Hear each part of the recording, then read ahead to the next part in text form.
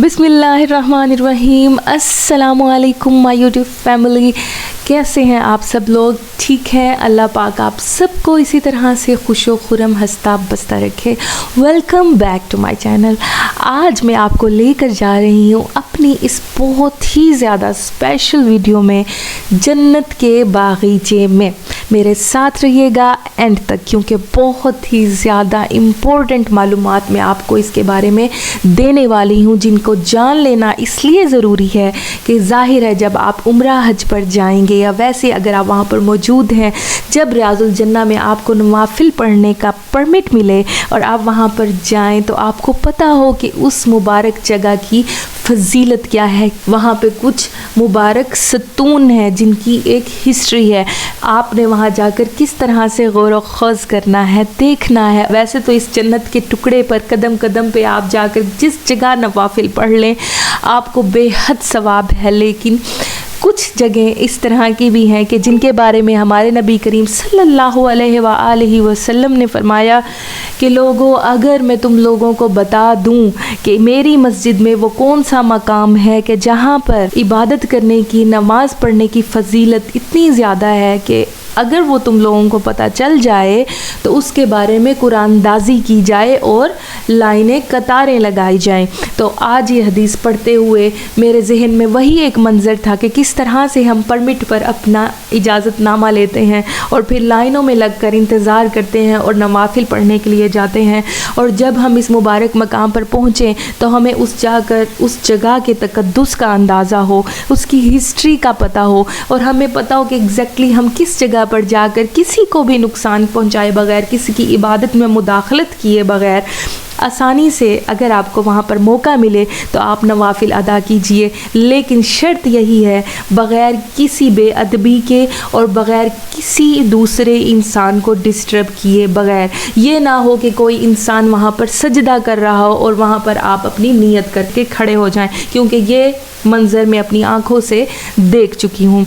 बहरहाल बहुत ही मुबारक विजुअल्स जो मैं इकट्ठे कर पाई आप सबके लिए, इस जगह पर जाकर अपने रसूल करीम सल्लल्लाहु अलैहि वसल्लम के घर के दरवाज़े के करीब खड़े होकर मुझे काफ़ी देर मौका मिला। मेरी दुआ है कि जो जो मेरी ये वीडियो देख रहा है, अल्लाह पाक आप सबको ये मुबारक एहसासात महसूस करने की सआदत नसीब फरमाए और आपकी आँखें ये मुबारक मंज़र ज़रूर देखें। मैंने अपनी लास्ट वीडियो में आपके साथ हाज़री के आदाब शेयर किए हैं, आप वो वीडियो ज़रूर देखिएगा और मेरे चैनल को ज़रूर सब्सक्राइब कर दीजिएगा। आने वाली वीडियो में मैं आपको रियाजुल जन्ना में आने का मुकम्मल तरीका बताने वाली हूँ कि किस तरह से आप परमिट लेंगे। अगर आपको परमिट नहीं मिल रहा, कोई मजबूरी हो रही है, कोई मसला हो रहा है, तो आप क्या कर सकते हैं। तो उसके लिए आप बेल आइकन को प्रेस कर दीजिएगा ताकि मेरे आने वाली वीडियो का नोटिफिकेशन आपको मिल जाए। ज़रूर विज़िट कीजिए मेरी उम्रा प्ले लिस्ट, जिसके अंदर आपको हज उम्रा की हर तरह की गाइडेंस मिलेगी।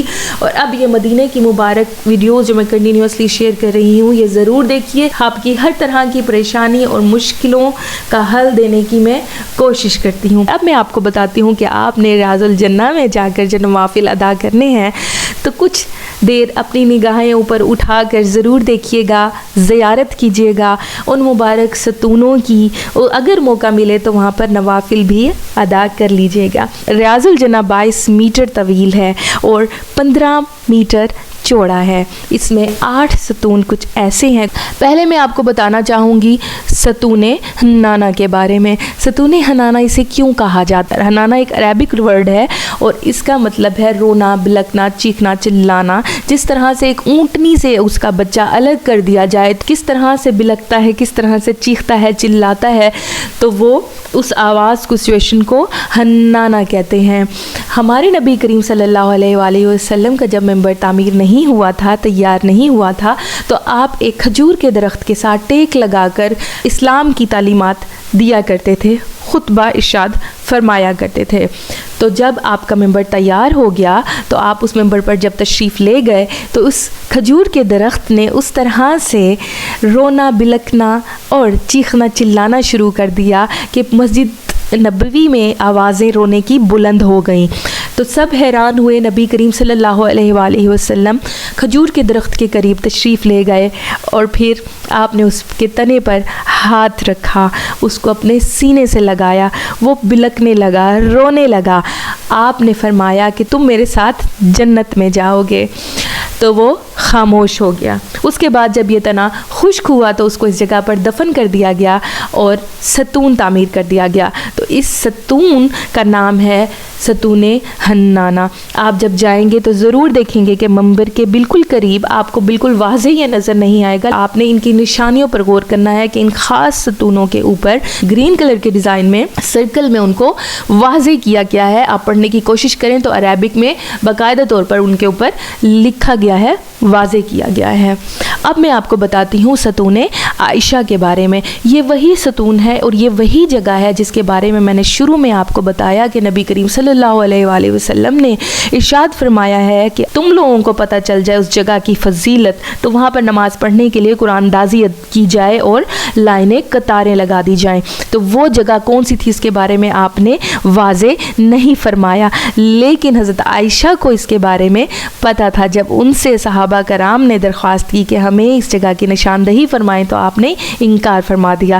لیکن کچھ عرصے کے بعد حضرت عبداللہ بن زبیر کے اصرار کے بعد آپ نے نشاندہی اس جگہ کی فرما دی. تو یہ وہ ستون ہے, اس لیے اس کو ستون عائشہ کہتے ہیں. اور حضرت ابو بکر حضرت عمر اس جگہ پر نماز ادا کیا کرتے تھے. اب میں آپ کو بتاتی ہوں ستون ابی لبابہ جسے ستون توبہ بھی کہتے ہیں. جب مسلمان ہجرت کر آئے مکہ سے مدینہ تو یہاں پر بہت تعداد میں یہودی آباد تھے. جب مسلمان یہاں پر آئے تو امن معاہدہ کیا گیا, لیکن اس معاہدے کی پاسداری نہیں کی گئی یہودیوں کی طرف سے.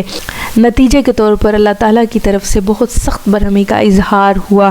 نبی کریم صلی اللہ علیہ وآلہ وسلم نے حکم دیا کہ معاہدہ توڑنے والوں کو قتل کر دیا جائے. ابی لبابہ پرانے رہائشی تھے وہاں کے اور ان کے یہودیوں سے پرانے تعلقات تھے. تو ابی لبابہ نے یہودیوں کو اشارہ دے دیا گردن کی طرف ہاتھ کر کے کہ جلد ہی تم لوگوں کے گلے کاٹ دیے جائیں گے. اس کے بعد آپ کو اپنی اس غلطی کا احساس ہو گیا اور آپ نے اس کی ندامت میں پشیمانی میں اپنے آپ کو کھجور کے درخت کے ساتھ باندھ لیا. کہنے لگے کہ جب تک مجھے اللہ تعالیٰ معاف نہیں کر دیتے میں یہاں پر بندھا رہوں گا. نبی کریم صلی اللہ علیہ وآلہ وسلم کے پاس صحابہ کرام تشریف لے گئے اور انہوں نے درخواست کی ان کی معافی کے لیے دعا فرمائیے. آپ نے فرمایا کہ ابی لبابہ اگر میرے پاس آتے اور دعا کے لیے کہتے تو میں ضرور کر دیتا, مگر اب تو انہوں نے رسیوں سے خود کو باندھ رکھا ہے تو اب ان کا اور اللہ کا جو ہے وہ معاملہ براہ راست ہے. پھر خاموشی اختیار کر لی گئی. ابی لبابہ کی بیوی اور ان کی بیٹی آتی, ان کو حاجت کے وقت نماز کے وقت کھول دیتی اور پھر سے ان کو باندھ لیا جاتا. ایک دن رسول کریم صلی اللہ علیہ وآلہ وسلم حضرت ام سلمہ کے ہاں قیام پذیر تھے. تو تہجد کے وقت جب آپ اٹھے تو حضرت جبرائیل علیہ السلام تشریف لائے اور آپ کو اللہ تعالیٰ کی طرف سے ان کی توبہ اور استغفار قبول کرنے کی یہ خوشخبری سنا دی. سورہ توبہ کی 106 آیت میں اس کے بارے میں احکامات موجود ہیں. آپ نے یہ خوشخبری صحابہ کرام کو سنائی اور صحابہ نے یہ بشارت حضرت ابی لبابہ کو سنا دی اور ان کی رسی کھولنا چاہی تو آپ نے منع کر دیا. رسول کریم صلی اللہ علیہ وآلہ وسلم کے دست مبارک سے آپ نے رسی کھولنے کے لیے کہا تو جب رسول کریم صلی اللہ علیہ وآلہ وسلم نے اپنے ہاتھ سے ان کی رسی کھولی اس جگہ پر ایک ستون بنا دیا گیا جس کو اب ستون ابی لبابہ اور ستون توبہ بھی کہتے ہیں. اس جگہ پر توبہ استغفار اور دو نوافل ادا کیے جاتے ہیں اور آپ دیکھیں گے کہ جو کچھ مخصوص ستون ہیں ان کے قریب بہت زیادہ رش ہوتا ہے. میں آپ سے یہ درخواست کروں گی کہ کسی کو بھی تکلیف پہنچائے بغیر اگر آپ کو موقع ملے تو ضرور اس جگہ پر جا کر نوافل ادا کیجئے گا. اب میں آپ کو بتاتی ہوں ستون سریر کے بارے میں. آپ دیکھیں گے کہ وہاں پہ 3 ستون اس طرح سے ہیں جو ایک لائن میں ہیں. ریاض الجنہ میں جب نوافل پڑھنے کے لیے جائیں گے میں اپنی ویڈیو میں آپ کو دکھا رہی ہوں, ایک سائڈ پر ستون سریر ہے اور ایک طرف ہے ستون حرس جس کو ستون علی بھی کہتے ہیں. پھر ہے ستون وفود. ستون وفود اور ستون علی کے درمیان میں ہے حضرت عائشہ رضی اللہ عنہا کے گھر کا دروازہ جس کا پہلے دروازہ ہوتا تھا, اب اس کی جگہ پر انہوں نے قرآن مجید کے ریکس رکھتی ہیں. لیکن جب عورتیں اس جگہ پر جاتی ہیں نوافل ادا کرنے کے لیے تو وہاں پر سفید پردہ ہوتا ہے، لیکن میں آپ کو اوپر سے اس کی زیارت کروا رہی ہوں۔ اب یہ ستون سریر کیوں کہا جاتا ہے اس کو؟ سریر کا مطلب ہے سونا۔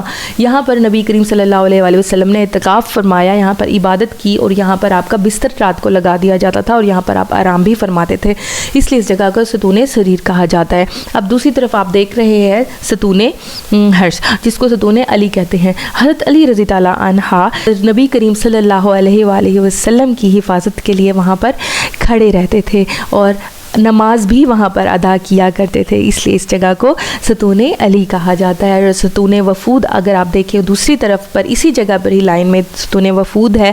مسلم اور غیر مسلم وفود جب آپ کے ساتھ ملاقات کے لیے آتے تھے تو آپ اپنے گھر سے نکل کر اپنے گھر کے دروازے کے ساتھ ہی باہر ان سے ملاقات فرماتے تھے اور انہیں اسلام کی تعلیمات دیا کرتے تھے، اس لیے اس جگہ کو، اس ستون کو ستون وفود کہتے ہیں۔ اب ایک اور ستون ہے جو نظر نہیں آتا، وہ روضہ رسول کی جو توسیع کی گئی تو اس کے اندر ہی لے لیا گیا۔ حضرت فاطمہ رضی اللہ عنہا کے گھر کو، ان کے حجرہ مبارک کو جب اندر لے لیا گیا تو وہ ستون بھی اندر چلا گیا، اور ستون جبرائیل اس کا نام ہے۔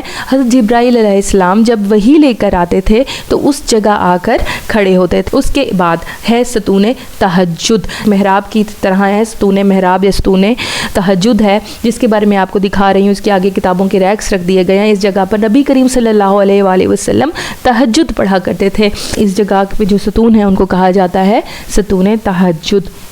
امید کرتی ہوں کہ میری یہ جو انفارمیشنز ہیں آپ کے بہت کام آئیں گی۔ اس مبارک جگہ پر جا کر مجھے بھی اپنی دعاؤں میں یاد رکھیے گا۔ کسی بھی غلطی اور کوتاہی کی صورت میں معذرت۔ اللہ پاک آپ کا جانا، آپ کی حاضری، آپ کی عبادات قبول و منظور فرمائے۔ جزاک اللہ۔ اللہ حافظ۔